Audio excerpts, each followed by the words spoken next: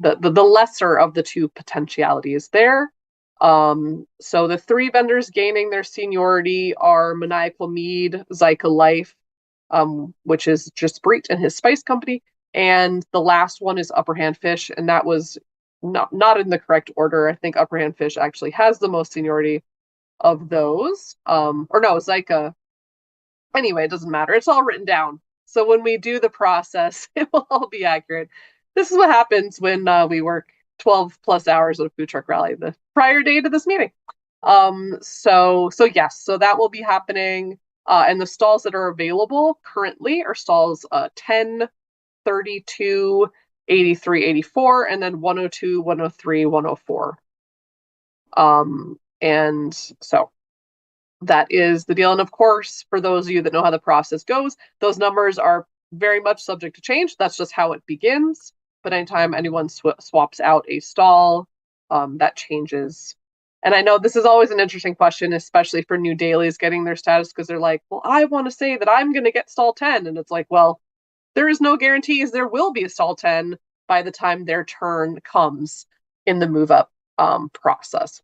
So that is the deal that I have with that. It should be pretty straightforward.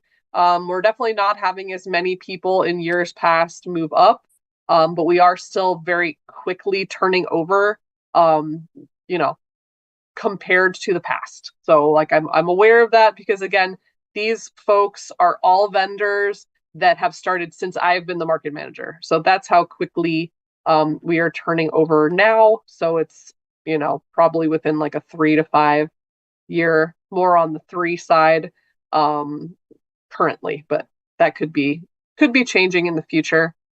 We did have a vendor who was going to relinquish their seniority, but they decided against that decision. So we would have had more people, but that changed in the last month.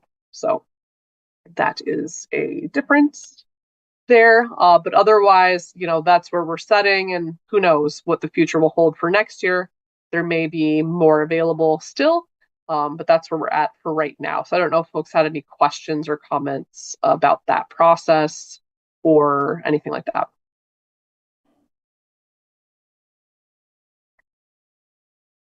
All right. Well, that's great. So, but again, if you're curious about the details, it is very, very specific in the PMAC rules, or the public market operating rules. Sorry, wrong wrong acronym. But that's there. And I did share those details as well with all the vendors over the last few weeks, what the process looks like and all that. So great. But yes, that will To be those new vendors, so that's a huge thing for them. yes. Yep. And it's a big thing in it for anyone, really. If people want to change a stall, people want to add an additional stall for annual vendors that are eligible, that's also possible now. Theoretically, it's also possible for parking to become available, but those are few and far between when those come up. So it's probably just going to be stalls this time around. Great.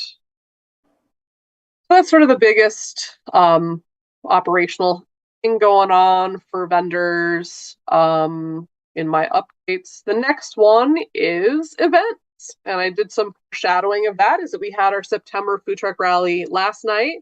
It was our largest of this season. I think it maybe tied for the most of last year, which was 21 total, which is a lot. 16 of those were food trucks, and then the other 5 were pop-ups or food carts. So people that have smaller operations, like the Succulent is one example of that, or Right Spice Kitchen.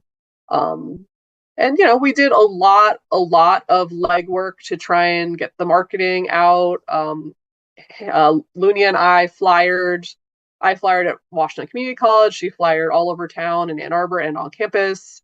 We also included the announcement in a few student listservs. We had a ton of social media marketing on it. So we tried to go our above and beyond it. It was well attended, but not as well attended as we would have liked, just for that sheer number of trucks. I think the downside of yesterday as well is it was very hot. It went from beyond being nice weather to people do not want to be outside, although, so sort of our August weather for returning. are continuing.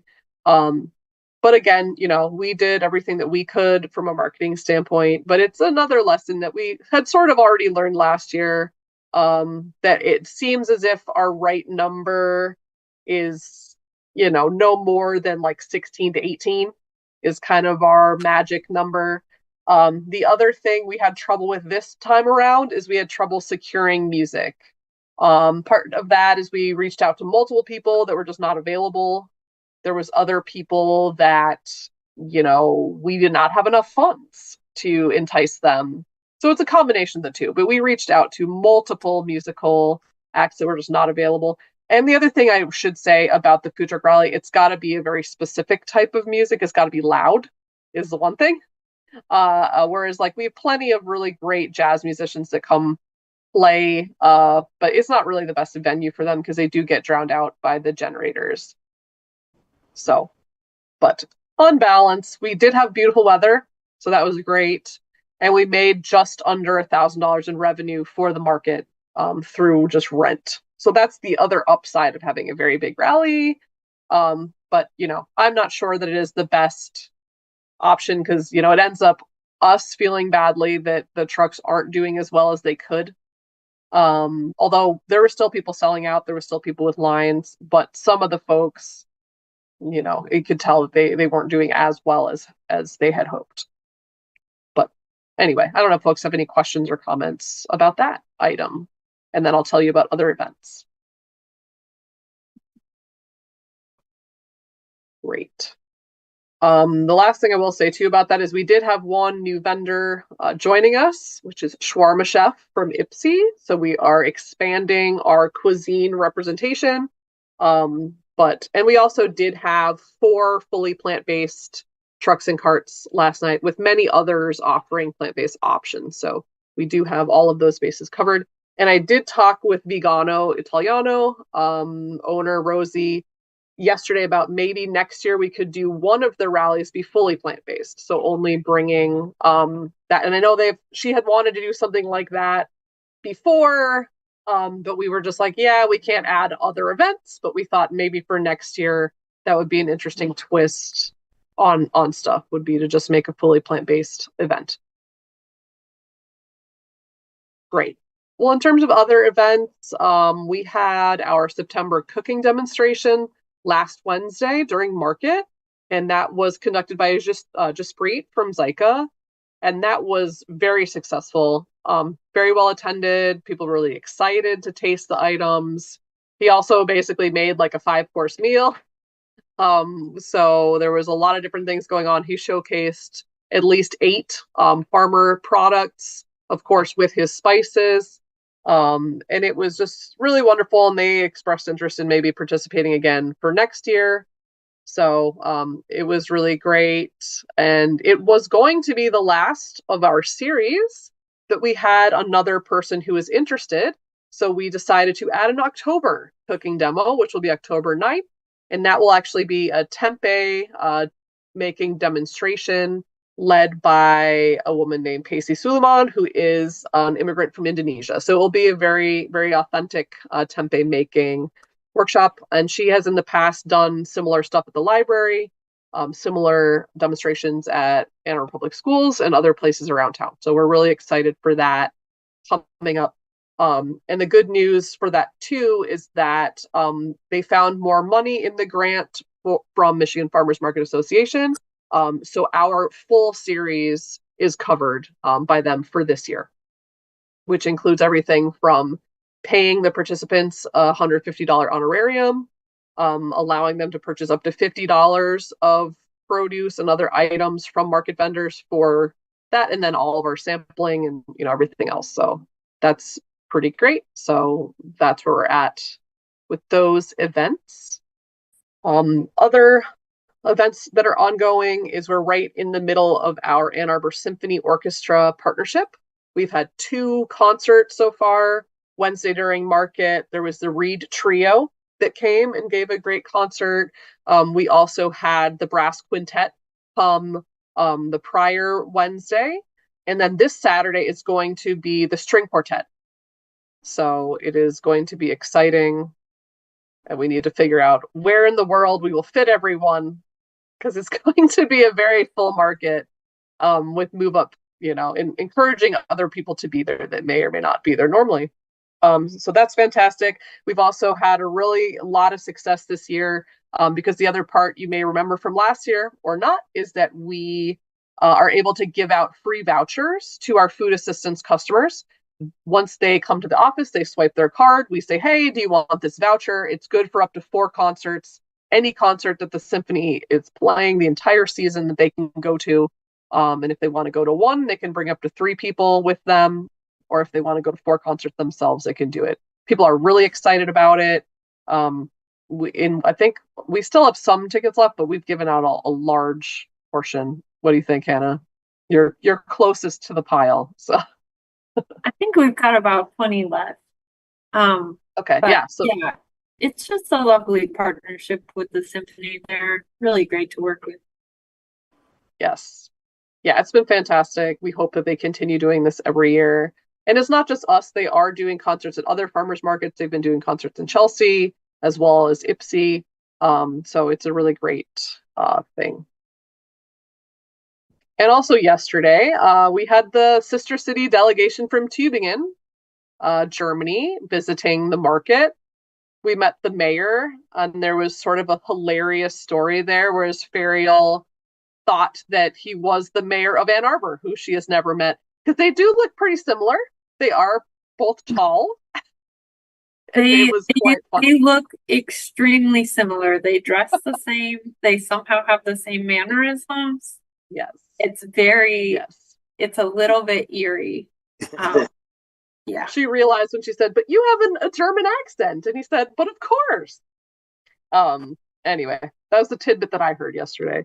But they really enjoyed themselves. They were very excited to see the market. I know a lot of them were plotting a way to come back on Saturday to shove it in their very, very busy schedule to see if they could do some more shopping before they headed back. So that was pretty great. And they told us a lot about their city market right in their city square and stuff like that. So there was a lot going on. And then, of course, yesterday we had Ann Arbor Open, had their annual field trip to market. So right around the exact same time the concert was happening and the delegation was there, there was over 150 first and second graders getting snow cones from Carol and, generally enjoying the market space. So there was a lot going on yesterday, both during the market and after the market. And then I don't know if I have any other updates. It's just we've been working with musicians as it comes beyond the symphony. Sometimes we have the Two Stevens Jazz. They've been coming a few times. We're excited to announce that the library wants to continue the partnership from this year and, be more planned out for next year, which was something we've been trying for a while. So thanks for the legwork that Hannah put in on that. Thanks for the reference from a regular customer that helped make that happen. So it was a really great partnership again. And again, they had such a good time. They want to come back for more days and more stuff coming next year. And then the last thing I have, and just in terms of just events, we've been having a lot of really great community groups coming this year. We've been having OSI there with their climate interns pretty much every Wednesday, with a few exceptions. So that's been a great partnership. The Shelter Association of Washtenaw County has been tabling recently. Samaritas was actually at the food truck rally last night. So we've been having a lot of good, consistent community groups. Veg Michigan also, last week, they were promoting their 40-day plant-based challenge. And they were giving out free samples of plant-based food made locally as well. So we've been having a lot going on the Wednesday markets, and then a very consistently full Saturday market as well. So I don't know if I'm forgetting anything, Hannah, in terms of events, but I think that's a good overview.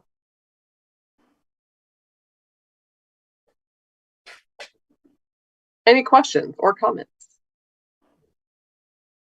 Great. It sounds like it's been a really busy end of summer. That's really exciting. A very vibrant environment. Yes, it's been great. And part of it, we weren't sure what the challenges in terms of space reduction would hold due to the trailer. Because the trailer office, we've lost about 11 spots in the Sandlot area as a result. So we have had to get creative and bring back some of the sidewalk spots, which will most definitely be in use this coming Saturday. I think we're probably going to use every inch of space that we have. I did a map draft due to anxieties about where are we going to fit everyone. So yes, it's been very, very busy in a good way. All right. So next item is just vendor updates, which is a great segue from what we were talking about in terms of busyness. So for most of the main season, we have had a moratorium on bringing on more vendors simply because we weren't sure what our space constraints would be. We didn't want to overpromise and then not have enough space for regular vendors. But with that said, we have had two applicants that we thought were very, very strong. So we have brought them on. One is a new peanut butter person that has been at market at least probably about a month now. Mitten Peanut Butter Company. It's all handmade, different types of peanut butters that they make. They've been very popular so far, and they have a lot of experience at other farmers markets, and now they're just joining us too. And then the other one is Unity Vibration Kombucha wants to come back. I know they were a vendor years ago, long before I was here. But they are not going to be selling their kombucha because they are considered beer. So they're not actually able to sell it at the farmer's market, but they're going to be selling their other beverages, which is a non-alcoholic line of things like that. And they will be restarting on Saturday. So look for them. And that's really exciting. For those who don't know them, they're a very well established business in Ypsilanti that has been in operation for a long time. And again, was a previous vendor. So we figured, that was kind of a no-brainer to bring them back on. Plus, we don't currently have kombucha at market because Apple Blossom, who is the one that we had before, is based in Lansing, and it's hard for her to get down here. Plus, she has a tap room and other markets up there. So that's another reason why both of these classes got on. They were things that we did not have. Same thing with the peanut butter. We had someone who was doing peanut butter last year that was at market pretty sporadically. But so we did have a need in terms of that too. And yeah, so that's where we're at in terms of new vendors. But still we're getting inquiries. We'll see. We'll see if we bring any other folks on before next season. The only one that's kind of a question mark right now that I need to look more in their application is somebody that actually sells worm castings and worm products for gardens and farms, wants to apply or has applied and wants to join us, but we'll see again if we have enough space. But anyone right now, we've pretty much said, getting in before November is going to be really difficult. And November 1st is sort of our unofficial time when things slow down slightly, but not very much. Just to the point where we won't be completely overflowing and just full. So, but yeah, let me know if there's any questions or comments about vendors in that regard. Cool. Well, maybe I'll just bring this up then, because I know a lot of people really wonder, and I've had a vendor ask me this on Saturday as well, wondering, why we don't have as many farms coming in, why we don't have as many farms in the past. And as you all know, as we've talked about before, we just don't have those folks applying. We do give priority usually to farms, and then anyone else that wants to come on, they have to show like a really strong support for our local community in some way, right? We know that Unity Vibration does source some of their stuff locally. We know that the vast majority of our prepared food people do buy items at the market from our vendors as the basis for their food. So I just wanted to reiterate that when we are assessing new applicants, when we have space, the priority is always for farms. And then it is also about if it's a prepared food, if it's a value added item, if this is an item that we don't have, is part of the equation. If it's an item that this person is using the majority of their product from local sources, that's another thing. And then the other thing is, can they make a commitment to the market? Because we have a lot of people that say, hey, can I come once this month and try it out? Like, no, that's not how it works. Like, we have to have priority for people that really can make a commitment to be with us on a regular basis. And then the last thing too is that we need to have them show us a level of experience, right? Because if it's somebody who's like, oh, I just started this business, it's going to be great, I want to start at the market. No, because we are so full and there's so many other markets. So we refer them to other places and we say, hey, once you build up, if you're still interested, come back and see us in the future. But we have so many people, especially baked goods folks, that are like, oh, I just started baking this one thing. Can I come to market? And yes, no. So again, just to reiterate, the folks that are baked goods at our market are folks that are incredibly exceptional in what they do and have an emphasis on local sourcing. So, and same thing with artisans. We have very, very limited space on artisans. So this has to be an incredibly amazing product that we do not have represented yet, that is within line with what we do. Local sourced ingredients, something unique, organic, non-toxic, if it's body care products, stuff like that. So just to reiterate, I think it's important to address from time to time that we're not just letting everyone in that applies. Most certainly not. We're very, very restrictive in our application process and review. And it does take us a long time to make these decisions as well, because we want to make sure we are weighing all of the options. But yeah. So I don't know if anyone has any comments or questions on that. Otherwise, we can move on. Yes, Emma. I was just wondering, so you had said there was sort of a moratorium, but you let those two in. How many applications have come in during that time? Well, I will say there was the unfortunate mishap of us missing our mail for multiple weeks. So I don't know if there was ones that were mailed during that time period. I had a feeling there was maybe at least one because someone had left a message saying, I was wondering about my application. I was like, I have no idea who this person is. I've never seen this application. But I would say maybe 10, at least 10 to 15. Hannah? Gonna maybe say more. 20, so I would definitely between 10 and 20. Yeah. Okay. It's a range. Because you have to tell a lot of people now, but yeah. Yes, we definitely tell way more people no than yes, by far. Like it's not even in the same sphere. The upside with artisans though, if it's a quality product, we do refer them to the Sunday market. Where with baked goods, it's hard to refer a person with baked goods because again, there's so many markets that are in the same boat as us, and that there's so many baked goods that want to participate.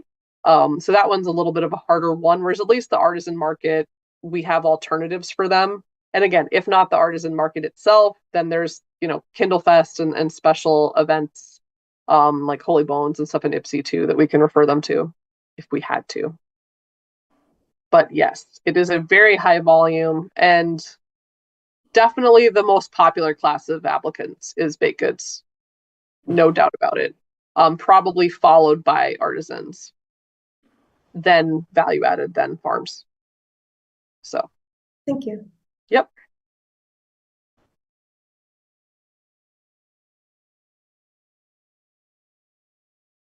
Any other questions or comments on that item before we move on? All right, everyone's favorite update, facility and repairs. So this morning we had a meeting, me and Park Ops folks and Park Planner Adam Percho at the market because we're hoping to soon get an awning over the door of the market office trailer. Because due to condensation and rain, there's lots of dripping happening onto people, onto things, onto signs. So we met with them to see sort of what that would look like to fix it. And the original idea they had was a bunch of posts that would obstruct people's walking access. So that was sort of nixed, and they're going to redesign. But they do not need a building permit or anything like that because it's just going to be a small, maybe 2 posts like this with the little awning sticking out, and then it will be bolted sort of under the trailer. So that was a meeting we had. And then it also turned into a meeting of prepping for demolition, meaning making sure we know that we have to, make sure the electrical grid is transferred to someplace else so that we don't have any disruptions during market. Same thing with the water. Although when the demolition happens, of course, the water will be off for the winter.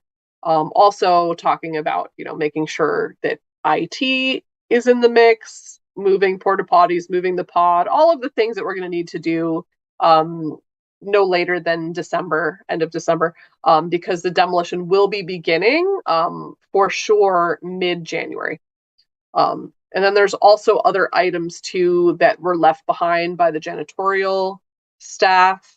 And then the other option too, as we spoke about, if there were any items that were not going to be salvaged by the city, whether or not vendors could have the option to have access to these things if they need them. This could be anything from like bathroom sinks to old photographs that are up inside the building, right? Because everything else has been moved out. We're really talking about the last bits, or like the vents in the bathroom, like things like this would probably be thrown away, but we did want people to have the opportunity to salvage if they want to. But we have just started the conversation of coordinating all of those items.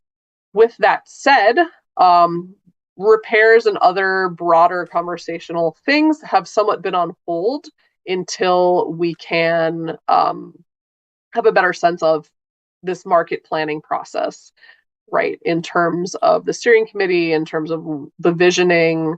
But again, if it's an emergency, obviously we're fixing something, right? I don't know, if something is falling on someone, it will be fixed, but if it's like crumbling concrete, that's probably going to have to wait because unfortunately, that's happening in so many places. And that will be part of the overhauling. But in terms of the demolition, the other update I did receive is when it will be demolished. They did plan on removing the sidewalk from that area. And I know Adam talked about this in his presentation. But just to give more updates, they're going to put asphalt down. They're going to put some concrete down so that we can reclaim that space as we figure out what's going to replace it. We can use it for stalls. We could potentially use it for prepared food if we wanted to, musicians, like we can do a lot of things with it. But that is part of that. I did ask them about the trees behind the office building. A few of those may have to come out as part of the demolition, but unfortunately some of them are struggling with health anyways. So that is potentially coming too. And they did say as well, when the demolition is happening, that entire area is going to be cordoned off. They're probably going to take the benches out for safekeeping as the demolition happens and just fence off that whole area so it can't be accessible and people can't injure themselves in there. But then once it is laid down, we should be able to use it again. And with that, we may have to move the shed. It was still somewhat unclear about, where that would go or if we had to actually move it. And then unfortunately, because of the demo, we will be losing some vendor parking spots temporarily. And it's unfortunately all the people with assigned spots, but we will just reassign those spots to the other side of the sandlot and other places in the market, which should be okay because this is going to be winter. So it should be no problem at all bringing folks to the other location because they have a deadline of the last week of April because they are on contract to be done before Wednesday market starts in May. So that's at least what I was told today. So that's the most recent update that I have about that project. The other element I will say is that Adam is going on paternity leave in less than 2 weeks. So we will have somewhat of a delay in the visioning process because we need to kind of wait till he gets back to start that up. So any comments, questions, concerns? How long will Adam's leave be?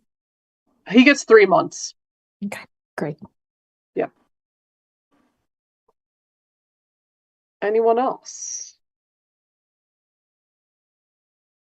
Well, I will say too, I know we had talked about sort of the bird netting. I don't know what the status is. I have heard nothing at all about it since we inquired with park ops, but I would assume again it all has to do with the holding pattern of everything, waiting for the visioning process.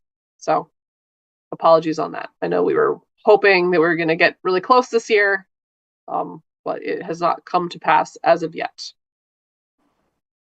And the same thing, that is why there is still a hole in the concrete over behind the pod area, because they don't want to touch it because that area is going to be in the demolition footprint anyway. So as unfortunate as that is, that's why that has not been filled in either, if folks were wondering. All right. Any last things on that? Great. Okay, so moving right along with our construction updates. So we continue to have a few issues of difficulty, working with the folks constructing the 330 Detroit Street development. On Wednesday, again, there was some job site people parked in parking spaces on Detroit Street. I tried to talk to them. I said, hey, I thought you could park under the building. What happened to that? And they said, oh, our vans are too tall. So it has not been fully fixed, but of course it is better than it was. But that is still something that is happening. And we've had a few issues where the noise has been incredibly loud without any warning on a Wednesday market. And there was a Wednesday market.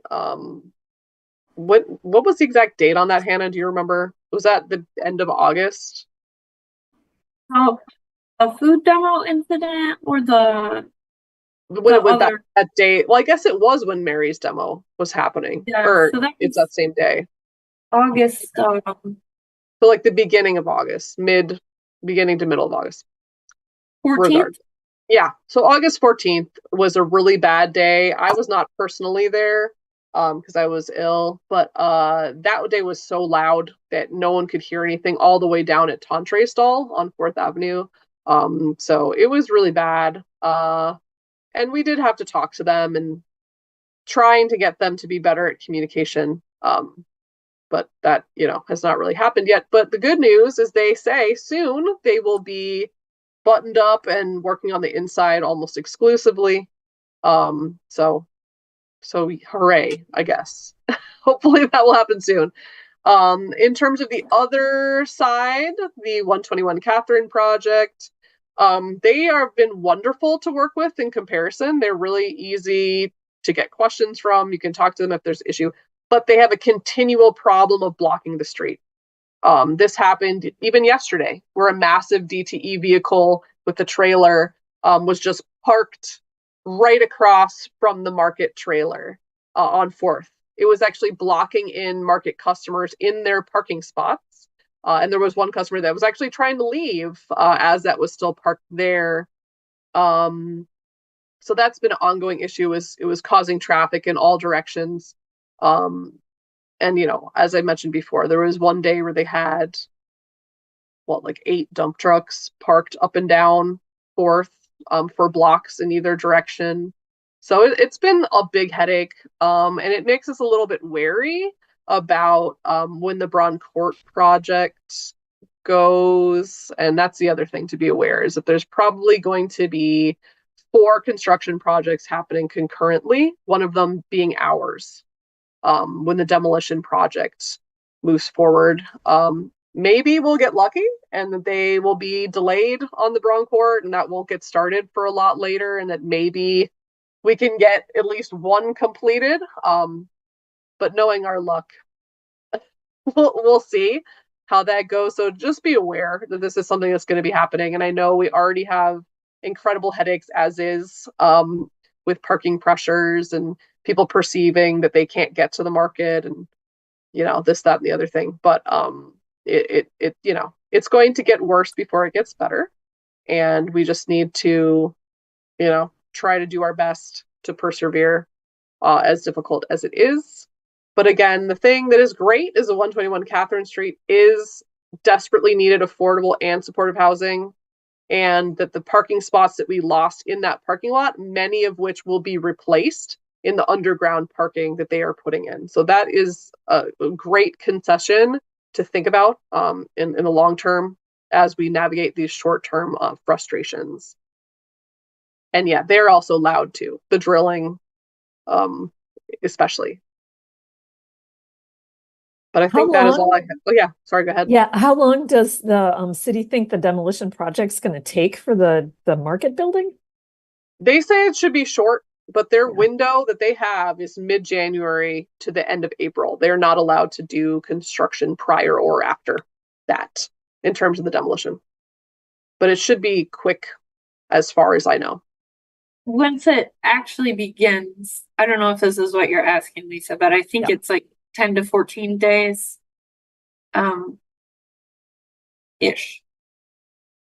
Hopefully the contractor will realize that they don't want to be negotiating all those trucks moving in and out too, with all the other construction projects. Well, the other thing too is it's the same contractor that's working on multiple city projects, so they have sort of a schedule, right? There's like the 721 North Main is sort of their main staging location. So the upside for us is that they're only closing off a portion of the lot because they're staging most of their stuff over at that other site on Main Street. And if that were a different case, we would be losing a lot more access than we are, but that probably will be complicated, moving stuff from that one location to the market and back. But they did say prior that 10 to 15 days once the demolition, but I've seen the movie The Money Pit. I'm not gonna say 2 weeks is the actual time frame. So, but they do have that window of mid-January to end April.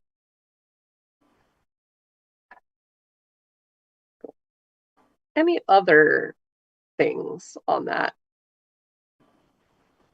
So it's going to be a hard slog, but we're getting there. And Carytown did have a meeting with O'Neill Construction about the 121 site last week, but we couldn't make it because it was during our cooking demo and everything like that. So let me see if there was anything else from that update that they provided. Let's see. Give me 1 second.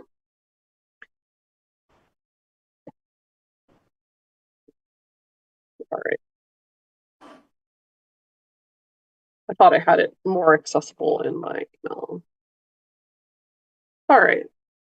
Oh, so, and this is also something now that I'm talking about Carytown, I realized I forgot. So, in terms of events, although it's an event that we don't host, Kindlefest is going ahead this year. And it will be the first Friday in December at the market. And they are also going to do their satellite location again at Liberty Plaza. So, and I know, Jeb, you participated in that last year, and some of our other artisans did as well as other regular vendors. Unless you've heard otherwise, maybe we should confirm that the Liberty Plaza is happening, because I'm hearing now. So really, well, it is part of their application. I know. You can apply to either application. Okay, hey, well, there you go. Probably, interesting. Yeah. Well, who knows? Remains to be seen. Well, I'm sorry that I said something if it's not confirmed. I always say sign up for both and get one. Right. That's true. But I know there were vendors asking me, which one should I apply for, which location. But we'll see. Yeah, great. Okay, so what they said in the update about the 121 Catherine, they said, and this is me reading from their notes on the updates they gave to the Carytown District Association members, the construction site will keep a similar footprint through late 2025. By late October, mid-November, they should be working at grade on the site and then starting to work to build up. They are hoping to complete the top of the building in March. And they have been encouraging their job site folks to park in the Ann Ashley lot. So who knows? Perhaps by the time, maybe our demolition will be done before they're done or after they're done, or maybe we'll all be concurrent. But that is the most recent update I have from O'Neill through the mouth of Carytown District Association.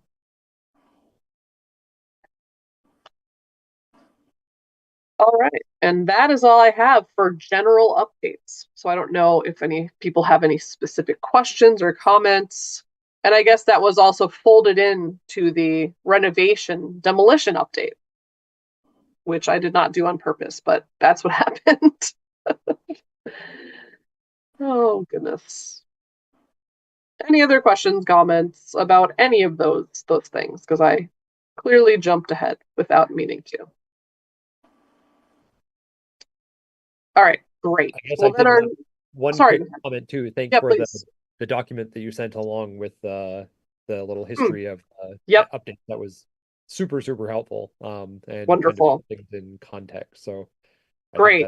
that's a really good basis for kind of going forward and giving some memory and some context to kind of the last 43 years of trying to get Right. militarization going. It's been a long and complicated path. So Yeah.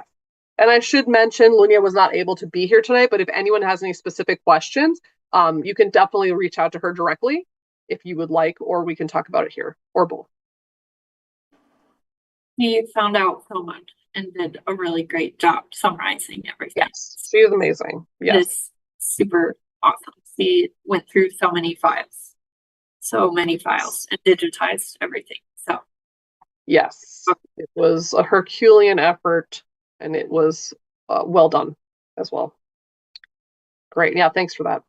And thanks for reminding me to mention if you have questions for her, she would be happy to speak with you about it. All right. So this is you, Jeb. You asked for this agenda item to be put on for the next meeting scheduling. For the in-person meetings, that is. So you have the floor. Oh, well, thank you. Yeah, no, I think we were just trying to find the date for the next in-person. Year's coming to an end quickly here. So I'm not sure. That looks like that would be October, November, December. And December makes people squeamish, especially because it's later in the month, close to the holidays. So Right. October and November. Does anybody have any thoughts? So my only constraint is I know I'm away for the October, but I'll be here for the November. So, but that doesn't need to be one way or another, but just that's what I have. Yep. So the next one would be what? October 17th would be our next meeting. I believe so. And then November 21st. Yep.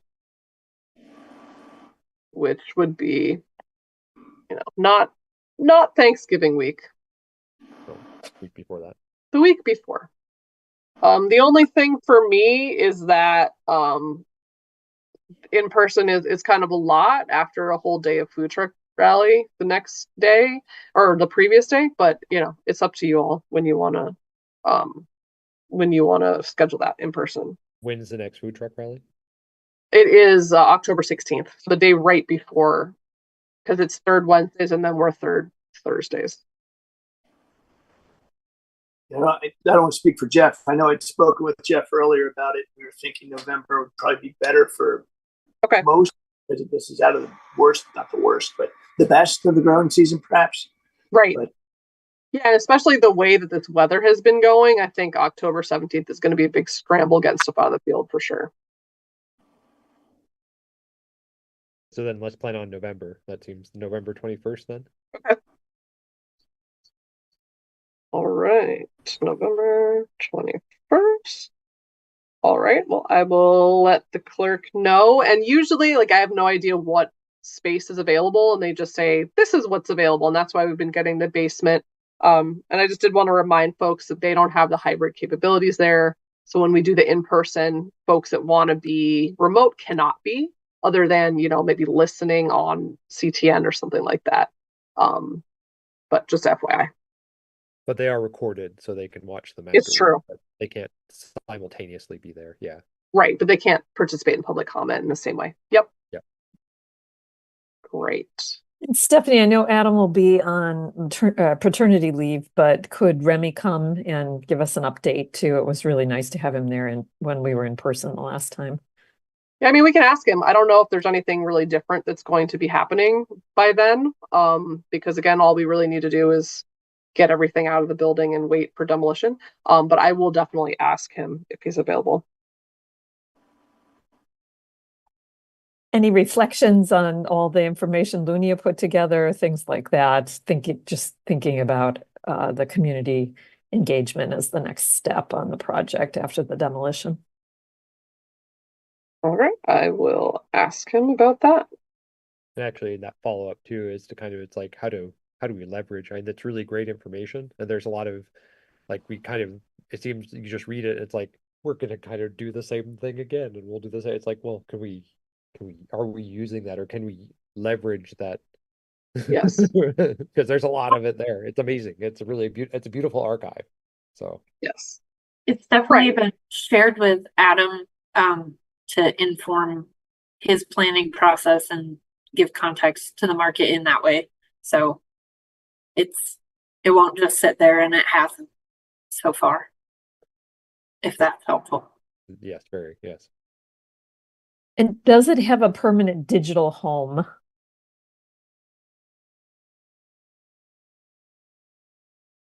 So in other words, What do Lunia, you mean? Which well, part? so Lunia scanned all those documents. She's created this document. I know a lot of that was just sitting in paper files in the office. So now does this have a digital home where it can be there for parks and other market managers and things like that? For sure. It's in our market. Yeah, sorry. Yeah, she's organized all of our files as well, like all of our digital files.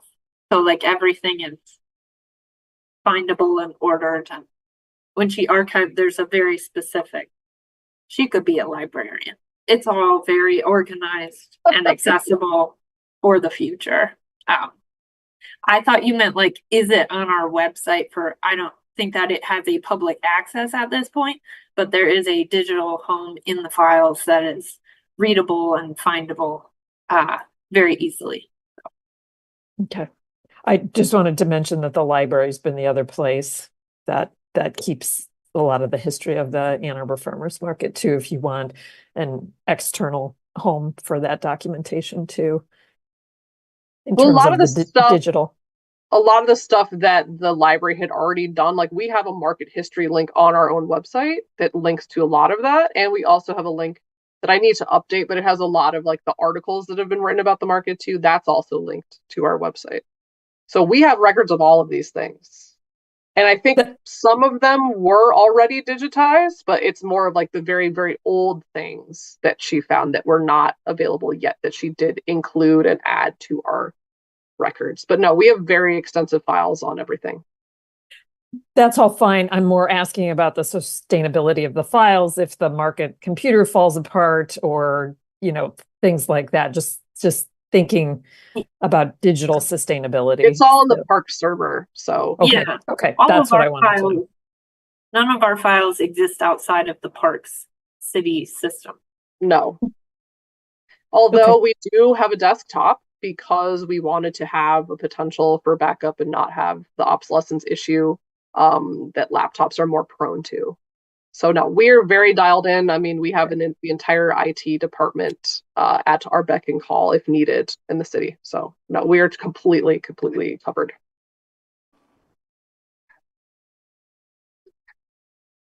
All right, let us move on. Is there any new business? Or I guess that was for you to say, Peter. I'm sorry. Go ahead. No problem, no problem. Yes, item H, any new business? Any new business? Seeing none. All right. Item J, second public commentary. All right. Is there anyone who would like to provide a public comment? If so, it's *9. Electronically raise your hand. We'll give folks a number. Okay, I am seeing someone who would like to speak.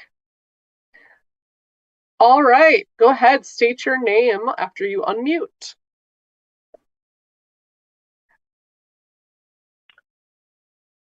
Hi, can you hear me? Yes, now I can.